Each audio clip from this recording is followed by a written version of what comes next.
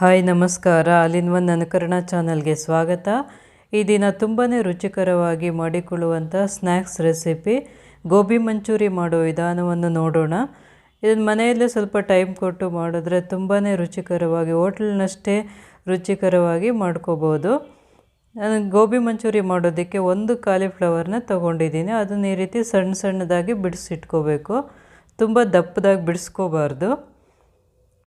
ಈಗ ಚೆನ್ನಾಗಿ ಬಿಸಿಯಾಗಿರುವಂಥ ನೀರಿಗೆ ಅರ್ಧ ಸ್ಪೂನಷ್ಟು ಅರಿಶಿನ, ಅರ್ಧ ಸ್ಪೂನ್ ಉಪ್ಪು ಸೇರಿಸಿ ಚೆನ್ನಾಗಿ ಮಿಕ್ಸ್ ಮಾಡಿ, ನಂತರ ಬಿಡಿಸಿಟ್ಟಿದ್ದಂತಹ ಹೂಕೋಸನ್ನು ಸೇರಿಸಿ ಒಂದು 10ರಿಂದ 15 ನಿಮಿಷ ಆ ನೀರಿನಲ್ಲೇ ಬಿಡಬೇಕು.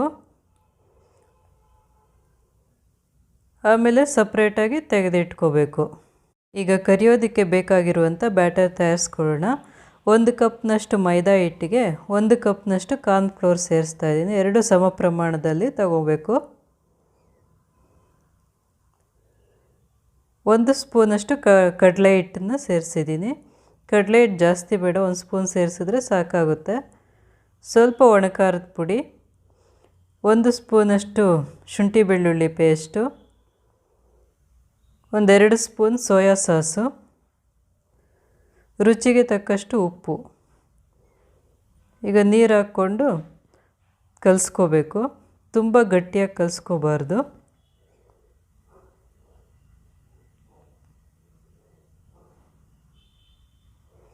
ಈ ಕನ್ಸಿಸ್ಟೆನ್ಸಿಯಲ್ಲಿ ಕಲಿಸ್ಕೋಬೇಕು. ಹಿಟ್ಟು ಗಟ್ಟಿಯಾಗಿ ಕಲಿಸ್ಕೊಂಡ್ರೆ ಗೋಬಿ ಬಜ್ಜಿ ಥರ ಬಂದುಬಿಡುತ್ತೆ. ಅದು ತಿನ್ನೋದಕ್ಕೆ ಚೆನ್ನಾಗಿರೋದಿಲ್ಲ. ಸ್ವಲ್ಪ ತೆಳ್ಳಕ್ಕೆ ಕಲಿಸ್ಕೋಬೇಕಾಗುತ್ತೆ. ಈಗ ಬ್ಯಾಟರ್ ತಯಾರಾಗಿದೆ. ಅದರಲ್ಲಿ ಹೂಕೋಸನ್ನು ಹಾಕ್ಕೊಂಡು ಎಣ್ಣೆಯಲ್ಲಿ ಕರ್ಕೋಬೇಕು. ಎಣ್ಣೆ ಸ್ವಲ್ಪ ಚೆನ್ನಾಗಿ ಕಾದಿರಬೇಕು. ಹೈ ಫ್ಲೇಮ್ ಇಟ್ಕೊಂಡು ಚೆನ್ನಾಗಿ ಗರ್ಗರಿ ಅಂತ ಆಗೋವರೆಗೂ ಕರ್ಕೊಳ್ಬೇಕು. ಎರಡೂ ಕಡೆ ಚೆನ್ನಾಗಿ ಡೀಪ್ ಫ್ರೈ ಮಾಡ್ಕೋಬೇಕು.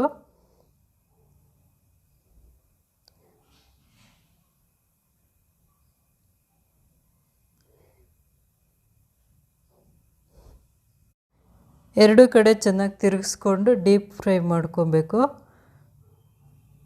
ಚೆನ್ನಾಗಿ ಫ್ರೈ ಆಗಿ ಸ್ವಲ್ಪ ಕ್ರಿಸ್ಪಿಯಾಗಿ ಬರಬೇಕು, ಅಲ್ಲಿವರೆಗೂ ಫ್ರೈ ಮಾಡ್ಕೋಬೇಕು. ಇದಕ್ಕೆ ಯಾವುದೇ ಫುಡ್ ಕಲರ್ ಯೂಸ್ ಮಾಡಿಲ್ಲ, ಅದಕ್ಕೆ ಕಲರ್ ಇಲ್ಲ. ಫುಡ್ ಕಲರ್ ಹಾಕಿದ್ರೆ ಸ್ವಲ್ಪ ಕೆಂಪಕ್ಕೆ ಬರುತ್ತೆ.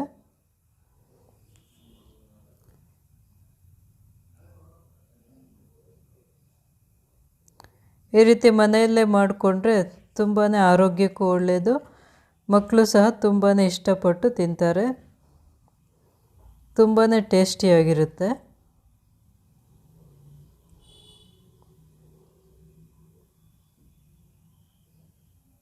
ಎಲ್ಲ ಕರ್ದಿದ್ದಾಗಿದೆ.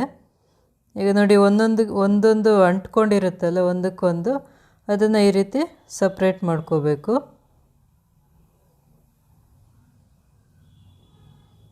ಈಗ ಒಗ್ಗರಣೆ ತಯಾರಿಸ್ಕೊಳ್ಳೋಣ. ಒಗ್ಗರಣೆಗೆ ಸ್ವಲ್ಪ ಎಣ್ಣೆ ಹಾಕ್ಕೊಂಡು ಬೆಳ್ಳುಳ್ಳಿ, ಶುಂಠಿ, ಹಸಿಮೆಣಸಿನ್ಕಾಯಿ ಸಣ್ಣ ಸಣ್ಣದಾಗಿ ಕಟ್ ಮಾಡಿ ಸೇರಿಸ್ಕೋಬೇಕು. ನಾನಿಲ್ಲಿ ಒಂದು 2.5 ಪ್ಲೇಟ್ ಆಗೋಷ್ಟು ಗೋಬಿ ಇದೆ, ಅದಕ್ಕೆ ಒಗ್ಗರಣೆ ಮಾಡ್ಕೋತಾ ಇದ್ದೀನಿ. ಒಂದು ದೊಡ್ಡ ಗಾತ್ರದ ಈರುಳ್ಳಿನ ಸಣ್ಣದಾಗಿ ಕಟ್ ಮಾಡಿ ಒಗ್ಗರಣೆಗೆ ಸೇರಿಸ್ತಾ ಇದ್ದೀನಿ. ಅದನ್ನು ಸ್ವಲ್ಪ ಜಾಸ್ತಿ ಫ್ರೈ ಮಾಡೋದು ಬೇಡ, ಸ್ವಲ್ಪ ಫ್ರೈ ಆದರೆ ಸಾಕಾಗುತ್ತೆ. ಒಗ್ಗರಣೆಗೆ ಬೇಕಾದಷ್ಟು ಉಪ್ಪನ್ನು ಸೇರಿಸಿದ್ದೀನಿ. ಈಗ ಒಂದು ಕ್ಯಾಪ್ಸಿಕಮ್ನ ಈ ರೀತಿ ಉದ್ದುದ್ದವಾಗಿ ಕಟ್ ಮಾಡಿ, ಯಾವ ಆಕಾರಕ್ಕೆ ಬೇಕೋ ಆ ಆಕಾರಕ್ಕೆ ಕಟ್ ಮಾಡಿ ಸೇರಿಸ್ಕೋಬೋದು. ಅದನ್ನು ತುಂಬ ಫ್ರೈ ಮಾಡೋದು ಬೇಡ, ಸ್ವಲ್ಪ ಫ್ರೈ ಮಾಡಿಕೊಂಡ್ರೆ ಸಾಕಾಗುತ್ತೆ. ಒಂದು 7ರಿಂದ 8 ಸ್ಪೂನ್ನಷ್ಟು ಸೋಯಾ ಸಾಸ್ ಸೇರಿಸ್ತಾ ಇದ್ದೀನಿ.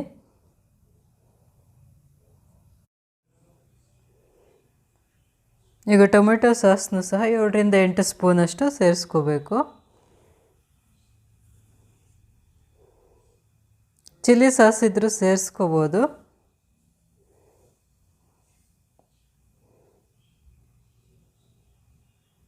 ಸ್ವಲ್ಪ ಟೇಸ್ಟಿಂಗ್ ಪೌಡ್ರನ್ನ ಸೇರಿಸ್ತಾ ಇದ್ದೀನಿ.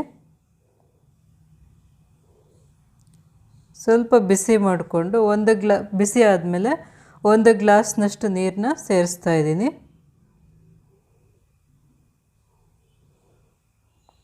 ಇದಕ್ಕೆ ಒಂದು ಅರ್ಧ ಸ್ಪೂನಷ್ಟು ಕಾರ್ನ್ಫ್ಲೋರ್ನ ನೀರಿನಲ್ಲಿ ಮಿಕ್ಸ್ ಮಾಡಿಕೊಂಡು ಸೇರಿಸ್ಕೋಬೇಕು.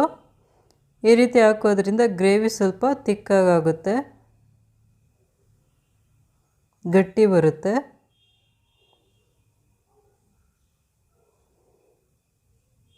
ಕುದಿ ಬಂದಮೇಲೆ 1 ನಿಮಿಷ ಕುದಿಸ್ಕೊಂಡ್ರೆ ಸಾಕಾಗುತ್ತೆ. ಈಗ ರುಚಿ ನೋಡಿ ಉಪ್ಪು ಬೇಕಿದ್ದರೆ ಸೇರಿಸ್ಕೊಬೋದು.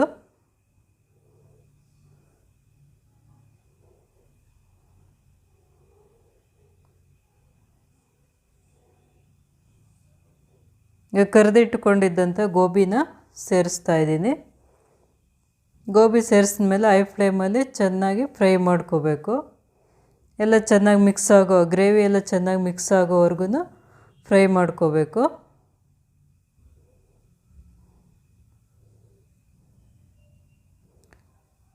ಈಗ ತುಂಬಾ ರುಚಿಕರವಾದಂತಹ ಗೋಬಿ ಮಂಚೂರಿ ತಯಾರಾಗಿದೆ. ಈಗ ಇದನ್ನು ಪ್ಲೇಟ್ನಲ್ಲಿ ಸರ್ವ್ ಮಾಡಿಕೊಂಡು ಟೊಮೆಟೊ ಸಾಸ್ ಜೊತೆ ತಿಂದರೆ ತುಂಬಾ ರುಚಿಯಾಗಿರುತ್ತೆ. ಕೊನೆಯಲ್ಲಿ ಸ್ವಲ್ಪ ಕೊತ್ತಂಬರಿ ಸೊಪ್ಪು ಉದುರಿಸಿ ಸ್ವಲ್ಪ ಫ್ರೈ ಮಾಡಿ. ಹೋಟೆಲ್ನಲ್ಲಿ ಸಿಗುವಷ್ಟೇ ರುಚಿಯಲ್ಲಿ ಮನೆಯಲ್ಲೇ ಸುಲಭವಾಗಿ ಮಾಡ್ಕೋಬೋದು. ರುಚಿಕರವಾದಂಥ gobi manchuri ready to eat. ಈ ವಿಡಿಯೋ ಇಷ್ಟವಾದಲ್ಲಿ ಲೈಕ್ ಮಾಡಿ, ಕಮೆಂಟ್ ಮಾಡಿ, ಶೇರ್ ಮಾಡಿ, ಸಬ್ಸ್ಕ್ರೈಬ್ ಮಾಡಿ.